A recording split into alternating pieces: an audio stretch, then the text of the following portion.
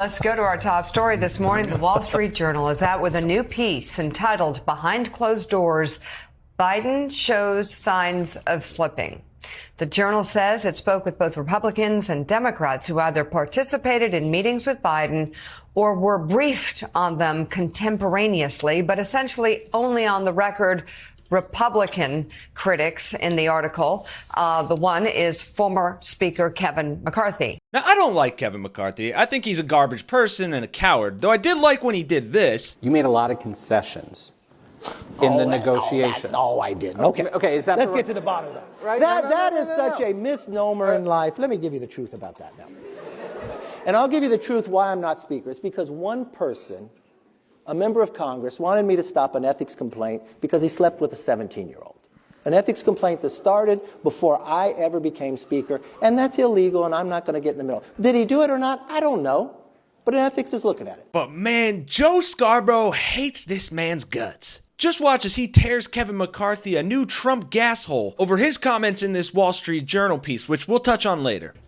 The Journal writes, quote, "Last year, when Biden was negotiating with House Republicans to lift the debt ceiling, his demeanor and command of the details seemed to shift from one day to the next," according to then House Speaker Kevin McCarthy. By the way, they also quoted Mike Johnnson, people around Mike Johnnson, and admit that this was basically House Republicans whacking. Why didn't they just ask Marjorie Taylor Greene? Well, exactly. Why did? They could have and just. Lauren Boebert. Hot damn, Mika, solid burn. And look, I know that question was rhetorical, but for the humor of it, I think I know why they didn't ask her. I'm not going to continue to live life in shame and be beat up by this. And, you know, I would like to go back to my legislative record for just a second. We're not going to do that. You had plenty of time to answer the question. You chose not to. It's really shocking, especially when you see what Kevin McCarthy has said repeatedly, publicly, and behind the scenes about Biden on those same days when they were negotiating. What? A Republican saying completely opposing things in private and in public? Surely hell must be freezing over. Get the popcorn, folks. This is going to be good. The strong feelings you're seeing about this article comes also because the context of this race and these two candidates, it's interesting. That's all I'll say.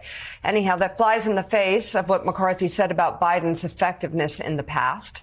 From Politico last year. Wow, incompetent, disgraced, and a two-faced liar? This guy's one felony conviction away from being the Republican nominee. A contradiction that left a deep impression on the White House.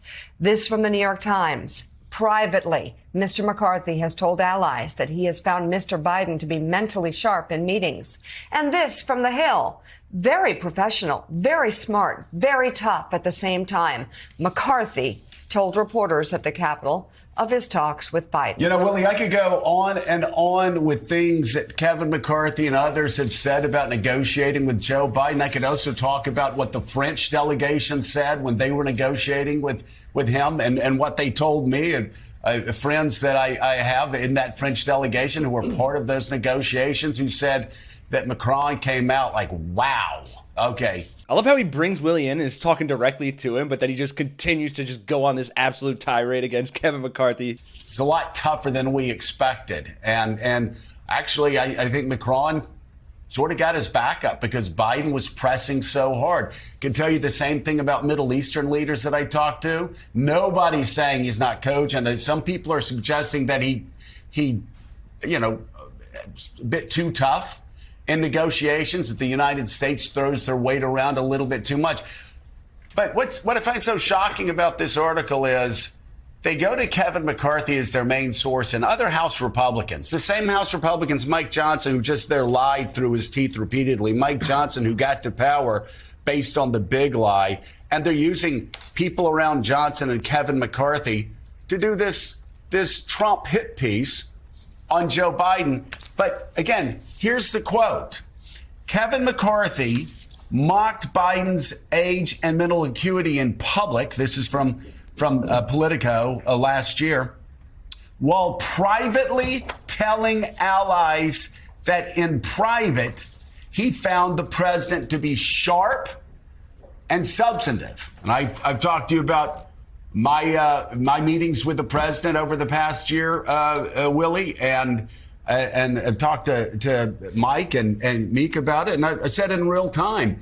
The guy, see both those guys right there? I've spent time with both of those guys privately. I've spent time with Biden and Trump privately. I've spent time with every House Speaker over the past 30 years and Joe Biden. It's just not close. If you want to talk about international affairs, if you want to talk about how to get bipartisan legislation, Joe Biden is light years ahead of all of them. And the fact that the Wall Street Journal knew these quotes were out there, that editors, I'm not looking at the reporter. People always blame the reporter. There are a line of editors behind every story that's not. The editors saw that Kevin McCarthy had a habit of saying one thing in public, lying in public, and then privately telling his aides just the opposite. That is what we in the business refer to colloquially as a POS. That Biden was sharp, that he was cogent, that he was substantive. And in the same meeting that Kevin McCarthy is now telling the Wall Street Journal Biden was out of it, he went out and he told reporters after the meeting that the meeting was, quote, the best yet. We're making progress, and I'm going to be talking to Joe Biden every day. Very professional, very smart, very tough. I don't even know what to say. I really don't even know what to say here. Well, Kevin McCarthy is a sleazebag, and Republicans will lie in public to make their opponents look bad. What else is there to say? Well, let's begin with the fact that Joe Biden is 81 years old. Donald Trump, by the way, will be 78 next week, so he's not much younger. So, yes, does he move a little slower and speak a little softer than he did 15 years ago when he was vice president, as former Speaker McCarthy says in the piece? Sure does, yeah. I think most 81-year-olds do, or most people are different than they were 15 years ago. An excellent point, sir. Biden is older, and he does move slower, and he's experiencing the effects of aging, which is very different than the mental deterioration that Donald Trump has experienced in the same time period, as the hosts of the Shrinking Trump podcast explained recently. But I think that what Vince has done is an ingenious study. I don't know how much to say and how much to let you describe it, but I'll just say this much. He took a checklist of symptoms of dementia and a checklist of symptoms of aging, and he compared Donald Trump and Biden's speeches when they were in middle age to their speeches now. And if I can summarize, what he found is that Trump has gone up dramatically in symptoms of dementia. Biden is flat, none. But Biden has gone up more than Trump in aging, which may explain some of the misunderstandings because, he looks old. He talks more slowly. He talks more quietly.